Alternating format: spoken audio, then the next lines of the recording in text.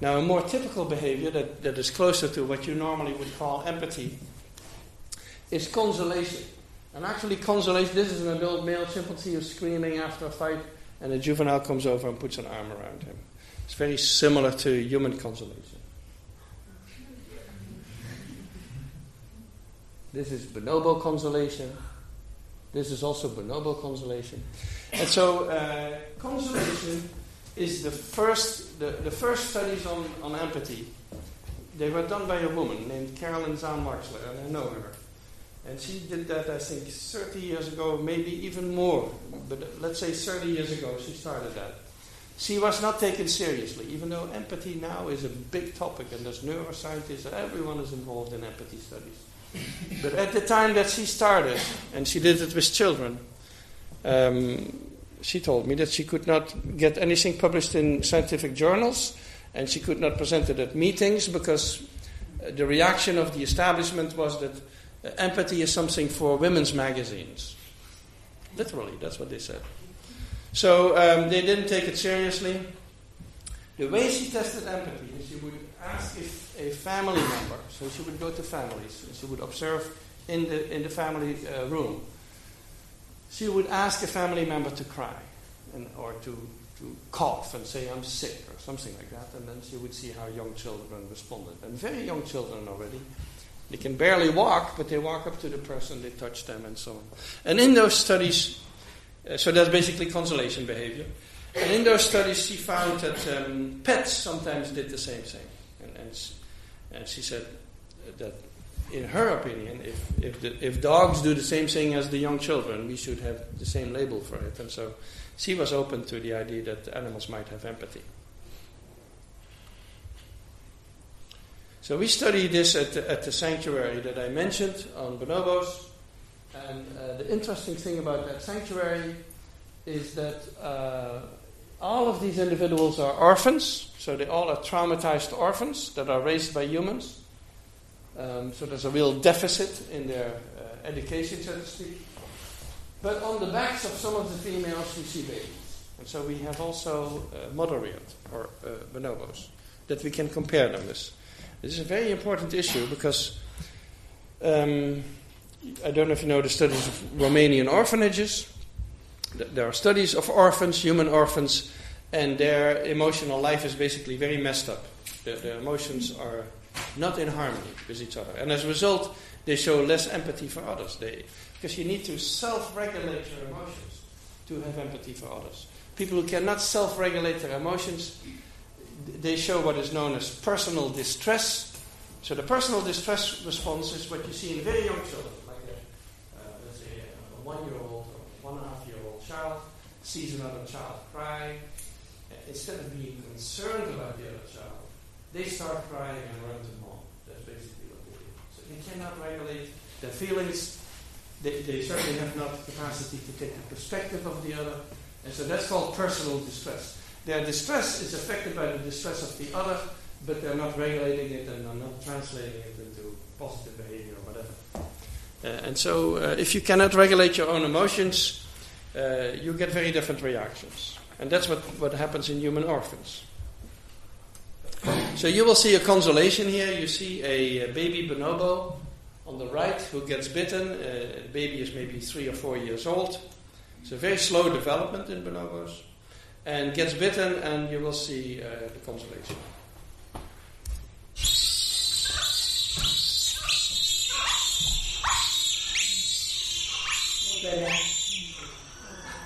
But didn't you just attacked Malak?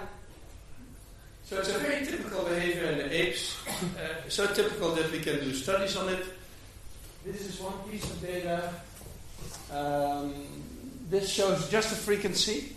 And what you see is that juvenile bonobos do more of it than adult bonobos. I think the older they get, the more selective they become in with whom they show this kind of behavior.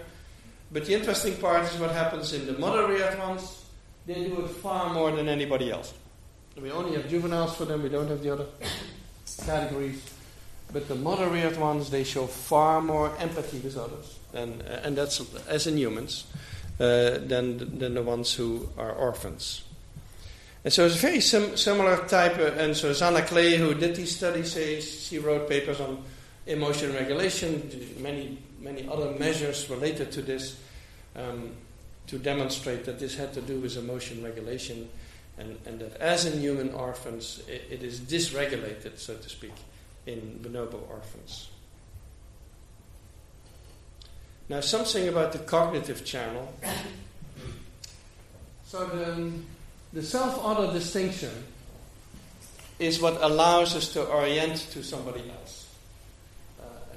And that makes it possible for you to look at the situation of somebody else who's emotionally active and to understand that that situation is not your situation. So you may be affected by the emotions of the others, but you also know my situation is different than the other situation.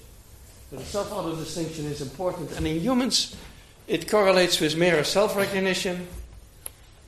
And there's actually studies around 18 months or 2 years of age, children start to recognize themselves in the mirror. And there's a woman, Doris Bischoff-Köhler, a German who worked in Switzerland, who has spent all her life connecting the two. So she set up experiments with children where they are supposed to be altruistic. So she would eat yogurt at the same table as the child, and then in the middle of the yogurt eating, her spoon would break. And then she starts crying, and then what does the child do? And some children, they will get a new spoon, or they will offer their spoon. And so there's all sorts of altruistic acts possible. And what she found is that children who recognize, at the moment that they recognize themselves in the mirror, that's also the moment they start showing more complex forms of altruism and empathy. And so she postulated the connection between the two. And for species, this connection has been postulated long ago by Gordon Gallup, who discovered mirror self-recognition in the apes. And he has speculated that species who recognize themselves will have more complex forms of empathy. There's very few species who recognize themselves in the mirror. I usually look at targeted helping. Targeted helping is helping reactions that are geared towards the situation of somebody else. So it requires that you understand the situation and you take the perspective of somebody else. And without going into the details of these pictures here, in my book, The Age of Empathy, I've documented many cases, sort of anecdotally, of targeted helping in animals. But nowadays we have experiments on that. Let me first show you a little video. This is targeted helping. This is a female who is giving water, a female bonobo to young bonobos.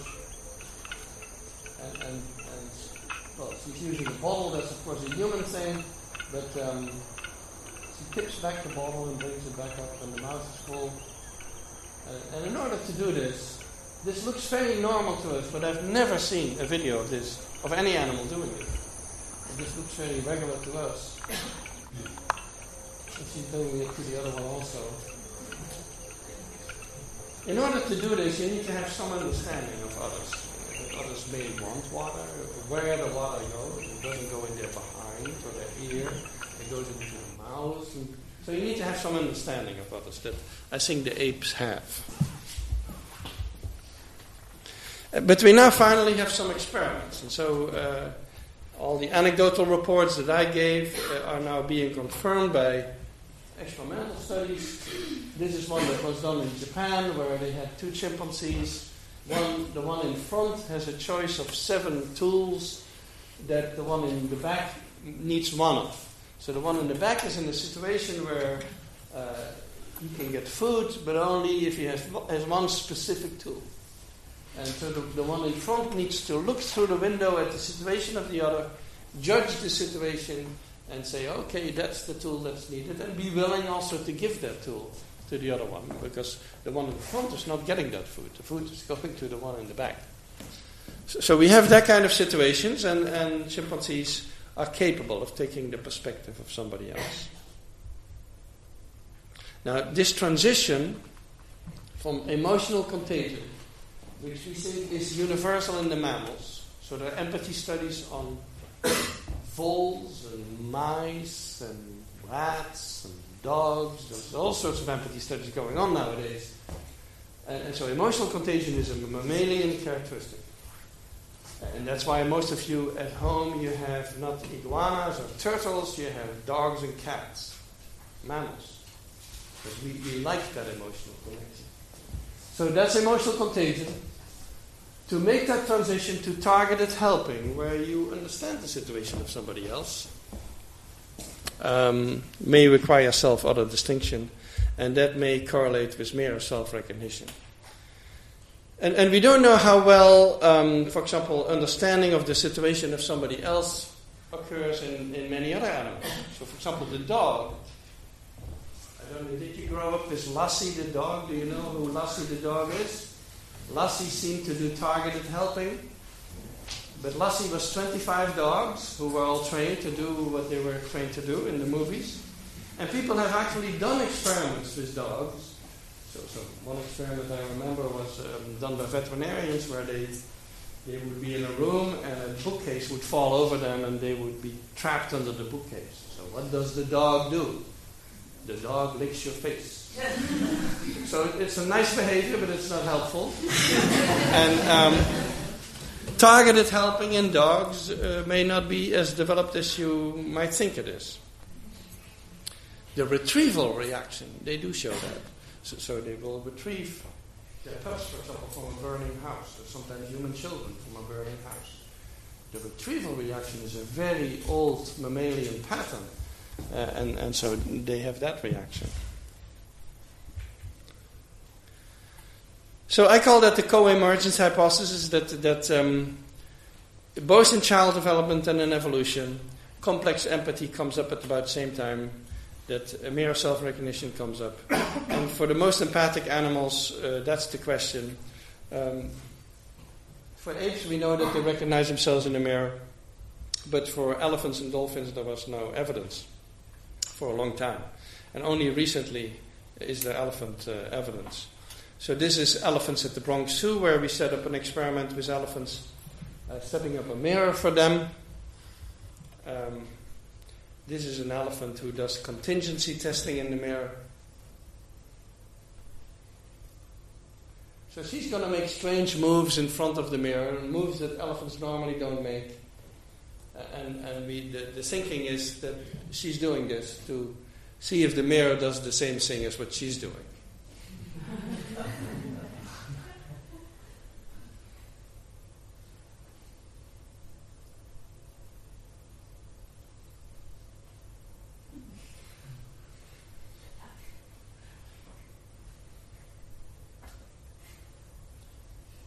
So this is a very good sign, the contingency testing, because it means that they're curious about the mirror and they're not confusing the mirror with some other elephant. And then we do the Mark test. And the Mark test, this one is done in Thailand. We did one at the Bronx Zoo, and we had one female who passed. And this became a very famous case of mere self-recognition in the elephant. But now, with Josh Plotnick, we've tested 30 elephants in Thailand. And so what you see here is an elephant who's marked in front of the mirror. The marking is paint that we put on one side of the head, and then from the manufacturer of the paint, we got the same substance without the color in it that we put on the other side of the head. That's called a Sham Mark, so that the elephant is marked, has felt us marking on both sides of the head, but only one of the two is visible. And then you put them in front of a mirror. And the thinking is, of course, that the elephant, if the elephant sees another elephant in the mirror, he shouldn't particularly care about this. But if the elephant connects the marked face that he sees in the mirror with his own face, he's making the connection with his own self. And so here you have an elephant who's marked on the left.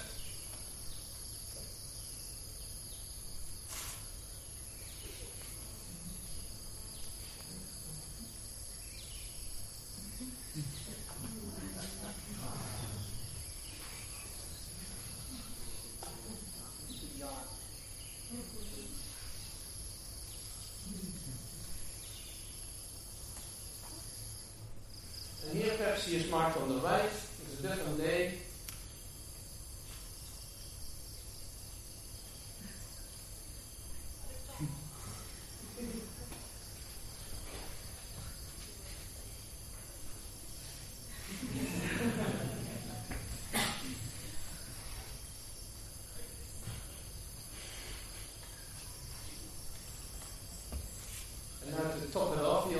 in his mouth.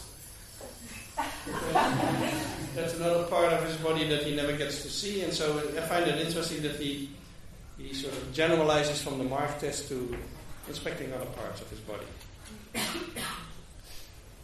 We do cooperation experiments on elephants. And their eagerness to drink. Before I do that, let me show you an act of targeted helping in elephants in the wild. This is in Africa. And their eagerness to drink, the smaller adopted calf is shoved over the edge and into the mud. Now the danger of a buffalo stampede is even greater than before. The thick mud sucks at the calf's back legs.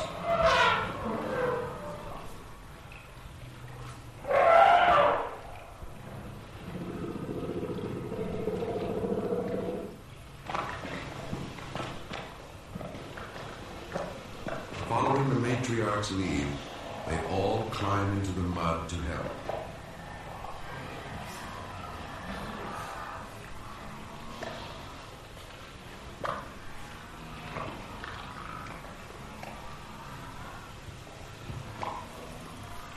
Desperate attempts to break down the bank only make the problem worse.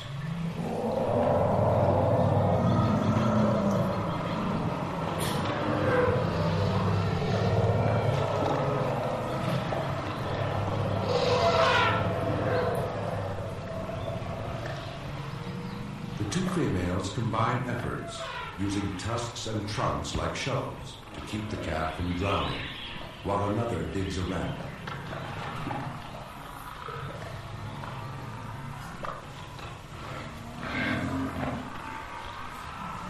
Together, the two females squeeze and push at the calf. The suction underneath is suddenly released, and the calf is free at last. So here you see very nicely what I call the two channels of empathy. These females are very emotionally activated. They're rumbling, they have their tails out, their ears out, they're very emotionally disturbed by this event. But they also understand something about the situation of the calf, and they know that they need to go get underneath and push it up. They cannot just stand there and be excited about it. They need to go in there and bring it up. And they do it collectively, which is even more complicated. And so that's the understanding part, the targeted helping part of empathy. And so elephants have that complete spectrum, I think, and have a fairly complete form of empathy and altruism. We test cooperation in elephants, and after this movie I'm going to ask you how much time we have left, because I think we're probably going to run out of time. But we test cooperation in elephants by setting up a situation where they need to work together to get food, and then we make it more difficult by withholding one of the elephants and seeing what the other one does. This is all very difficult work. Let me stress that. It's working with elephants. You see in the back, you see the two mahouts who control the elephants. This is in Thailand. I'm just back from Thailand. We need the control of the mahouts, but of course we don't want them to tell the elephants what to do. And so they're there just for our safety and everything else. In Thailand there are 50 people a year who get killed by elephants. So elephants are not to be messed with. And they stand in the back, but they are instructed only to tell the elephant at some point in the experiment to stay down. So they're not allowed to tell them what to do.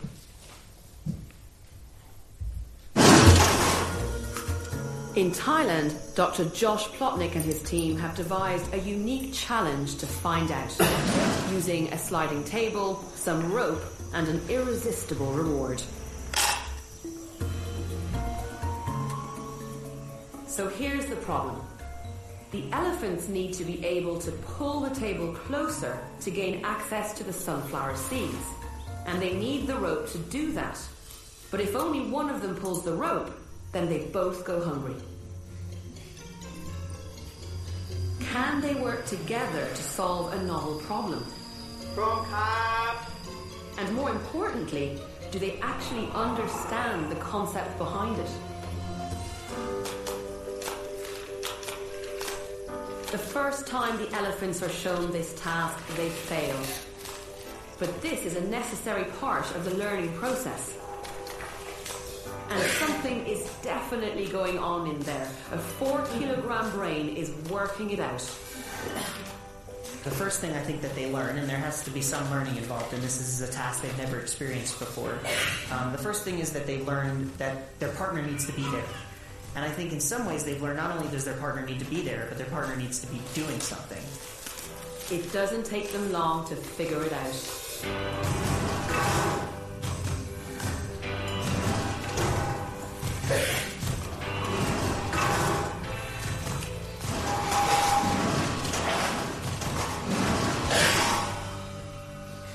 But Josh needs to prove that their brain power allows them to understand what's going on, so he releases one elephant before the other in the hope it'll wait for its partner. This moment of waiting is key.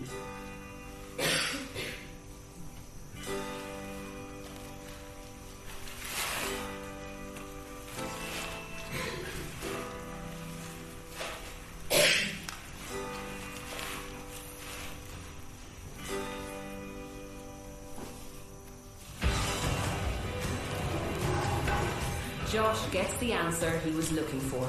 What you're seeing is that the elephants are thinking about cooperation. And that actually demonstrates how smart and how well adapted these animals are.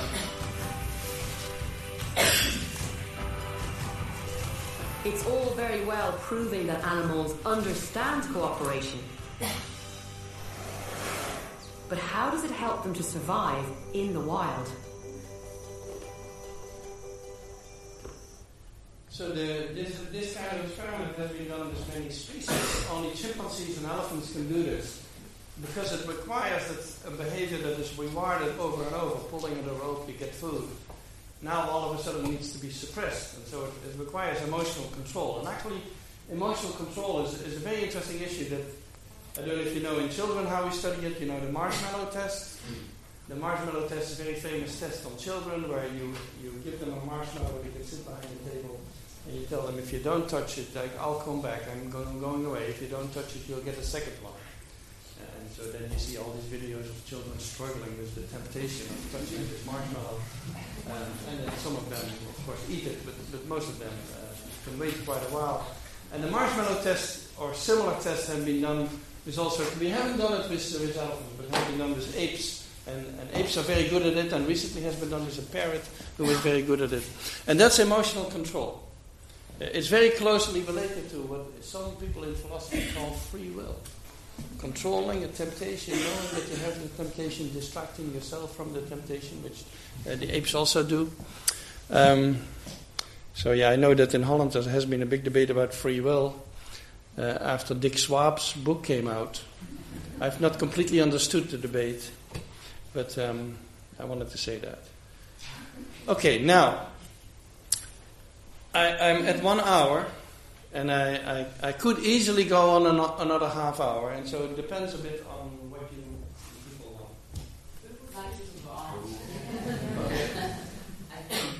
I think in half an hour I can probably wrap up what I have. So we do tests on pro-social behavior. Vicky Horner did tests on chimpanzees. This is Tara. This is one of my chimpanzees. And so in the literature, there was at some point a claim that only humans are really pro-social.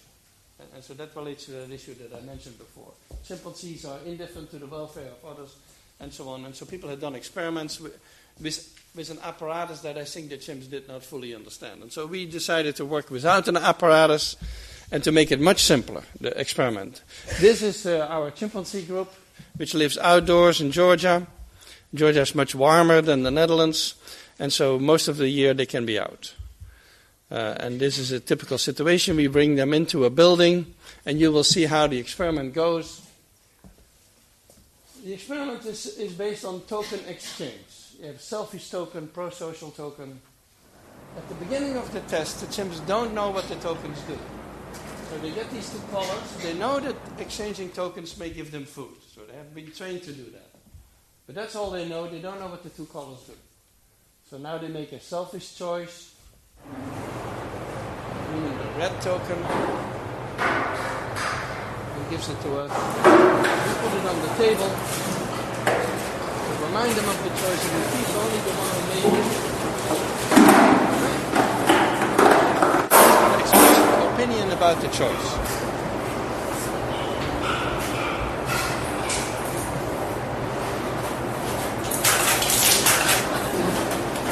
So the partner is fully aware of what's going on. Now we get a pro-social choice.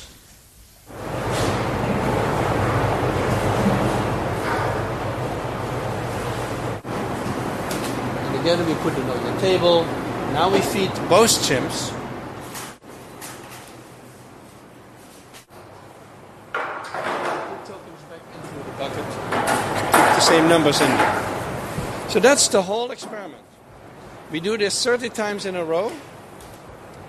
And after, of course, 30 times, the two chimps know exactly what these tokens mean and what they do. For the one who makes the choice, it makes no difference. The one who makes the choice, it takes part in every occasion. And so the only difference is, does my partner get something or nothing? That's really the whole difference. And this is what we find. So we were the first ones to report that chimpanzees do care about the well-being of others.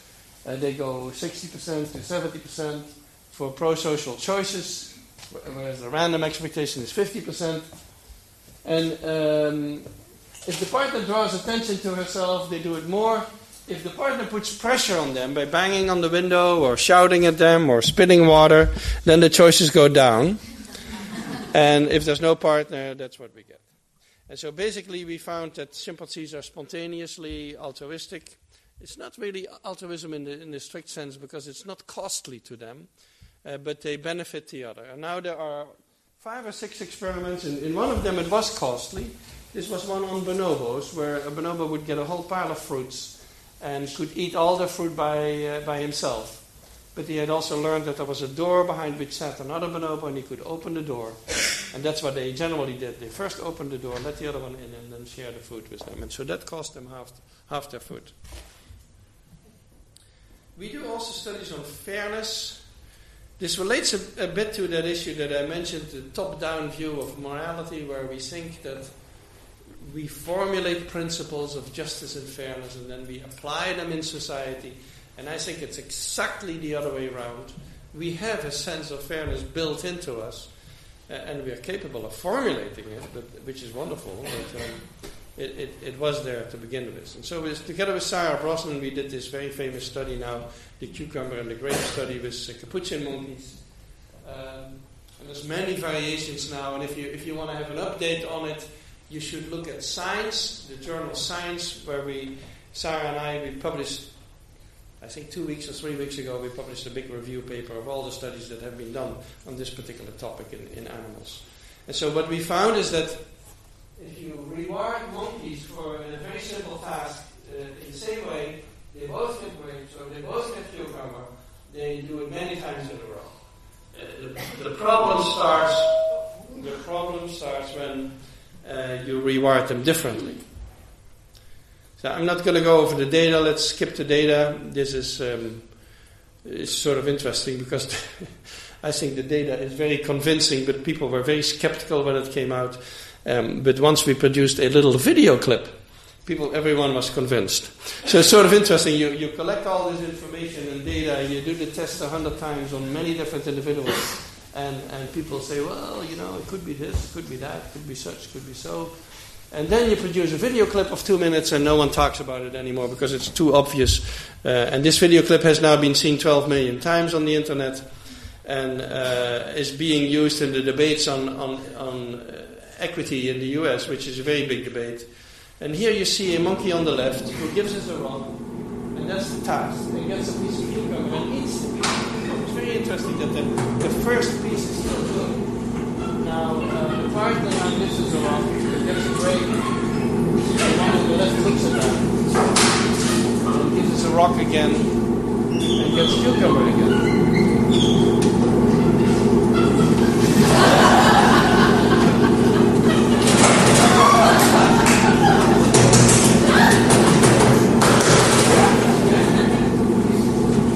Another grape for the one on the right, the one on the left Gives us a rock again.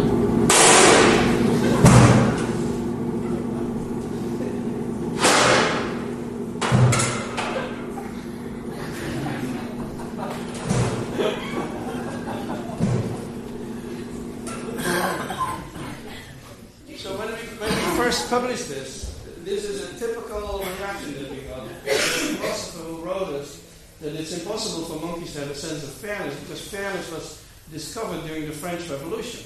So this is what I call the top-down view. The thinking then is that the sense of fairness is a product of some old guys in Paris and who at some point said, well, fairness would be a good thing, let's strive for fairness. But that's not how morality comes about. I think morality is rooted in very deep emotions that you see displayed here by a monkey who doesn't get what he sees his neighbor is getting. And at the moment we have done tests on chimpanzees, and chimpanzees is really more complicated than in the monkeys. So in chimpanzees we have situations where the one who gets the grape refuses the grape until the other one also gets the grape.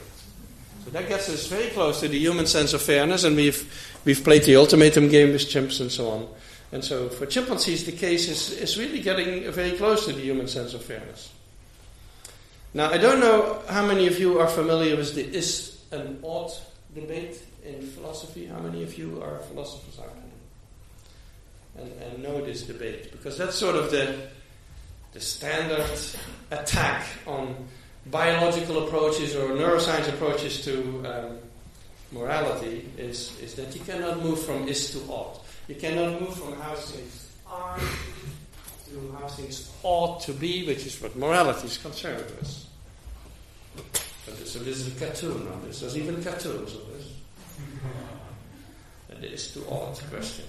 I think it's a misguided question, and I cannot go in all the details here, but in my books I've sort of treated that issue on occasion. I do think that at the conceptual level, which is the level many philosophers operate on, at that level it's very hard to move from is to ought, and in that sense I'm completely correct. But why would we stay entirely at the conceptual level?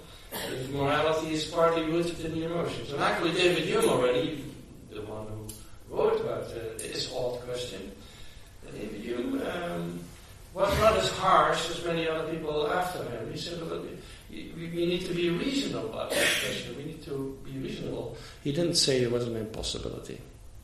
So that's sometimes called the naturalistic fallacy, that we cannot move from is to ought.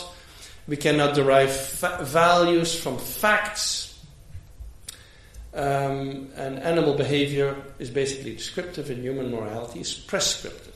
So those are the big distinctions that are being made and often held against a biological approach to morality. But the thing is, who says animals just are and just do things? Because that's what it sort of implies, as if animals cannot be normative, but they are all the time, basically. So take the web and the spider. So if you disturb the web of a spider, the spider is going into repair mode immediately. Either he abandons the web if you destroy it, or he's going to repair very carefully, making a good web out of it again. You disturb an ant hill or a termite hill, they're going to go in repair mode. You disturb the dam of a beaver, they're going to repair the dam. Meaning they have a concept of how things ought to be. So they have a sort of normative approach to things, and in many structures that animals build, like nests and so on, that's visible. Now, of course, in morality it's not about structures. In morality it's about social relations and social organization. Now, in social affairs, there's many of the kind of situations also, where you have an ideal situation. Let's say you have the hierarchy. I'm dominant over you, you're dominant over somebody else, that's our hierarchy. But now, number 5 in the rank order challenges me, spits at me, or throws stones at me, or whatever they may do to challenge me. That's very disturbing, and I'm going to restore that situation. And so you get disobedience, you get punishment, you get an assertion of dominance, sometimes you get a real dominant struggle, and the rank order may reverse as a result sometimes. But you get a reinstatement of the hierarchy.